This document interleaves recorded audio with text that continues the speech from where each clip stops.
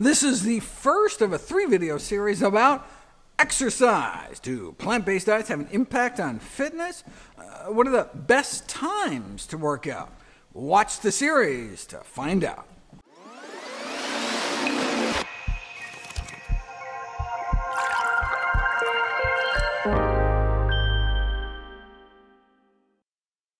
In my video about comparing vegetarian and vegan athletic performance, endurance, and strength, I discussed a 2020 study that found that vegan athletes, even though they were significantly older, had significantly superior aerobic capacity and endurance, lasting 25% longer on a time-to-exhaustion cycling test. The question is why?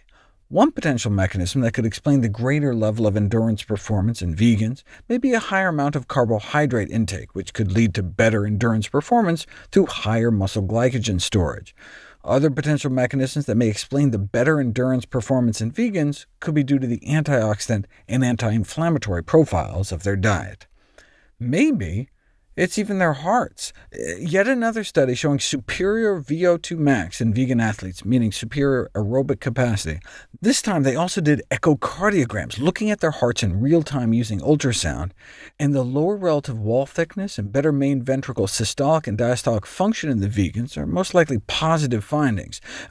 Now wait a second. Given the higher VO2 max reached by the vegan athletes, maybe they were just better trained than the non-vegan athletes, and that's why their hearts looked like they were working better. However, the weekly training frequency and running distance were similar in both groups, suggesting benefits even with the same amount of training. So it's important to educate healthcare professionals so they don't try to discourage a vegan diet, and may even want to consider telling folks implementing an exercise training program to give it a try. But you don't know if it has the same kind of effects in non-athletes until you put it to the test. A vegetarian versus conventional calorie-restricted diet, the effect on physical fitness in response to aerobic exercise in patients with type 2 diabetes. Diabetics randomized to the same calorie restriction, the same exercise, but just vegetarian versus non-vegetarian.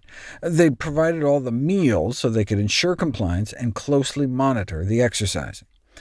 VO2 max increased by 12% in the vegetarian group, significantly better than in the non-vegetarian group, who didn't significantly improve at all.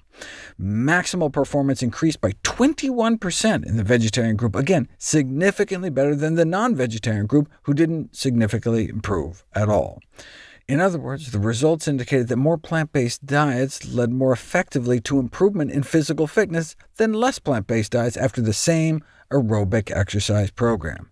Here's what the graphs look like: significantly better power output and aerobic capacity in the group that was randomized to a vegetarian diet. It seems that those eating vegetarian were able to better burn off carbohydrates compared to non-vegetarians, and had better insulin sensitivity, both markers of improved metabolic flexibility, meaning the ability to switch back and forth between burning sugar and fat. Besides physiological mechanisms, there may also be psychological factors. They observed reduced hunger and reduced feelings of depression in the vegetarian group, which may have given them a more positive attitude towards exercise. Here's the psychological data. Those randomized to eat vegetarian had a greater improvement in quality of life and mood. They felt less constrained, meaning the calorie restriction didn't seem as burdensome. They had less disinhibition, meaning less tendency to binge and overeat, along with maybe less feelings of hunger. Not to mention the superior effects of a vegetarian diet on body weight, glycemic control, blood lipids, insulin sensitivity, and oxidative stress.